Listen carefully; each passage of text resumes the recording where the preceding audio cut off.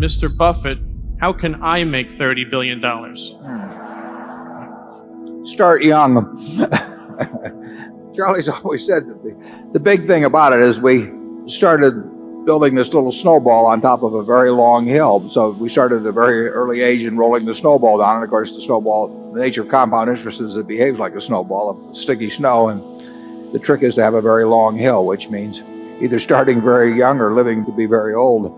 And I would do it exactly the same way if I were doing it in the investment world. I mean, if I were getting out of school today and I had $10,000 to invest, I'd start with the A's. I would start going right through companies, and I probably would focus on smaller companies because I would be working with smaller sums and there's more chance that something is overlooked in that arena.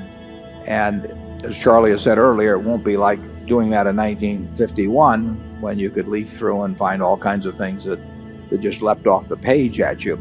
But that's the only way to do it. I mean, you have to buy businesses or little pieces of businesses called stocks, and you have to buy them at attractive prices, and you have to buy into good businesses. And that advice will be the same 100 years from now in terms of investing. That's what it's all about.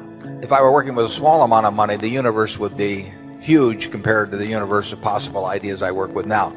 You mentioned that 56 to 69 was the best period. Actually, my best period was before that. It was from right after I met Ben Graham in early 1951. But from the end of 1950 through the next 10 years, actually returns averaged about 50% a year. And I think they were 37 points better than the Dow per year, something like that. But that I was working with a tiny, tiny, tiny amount of money.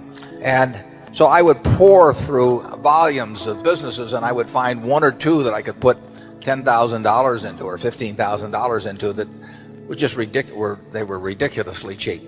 And obviously, as the money increased,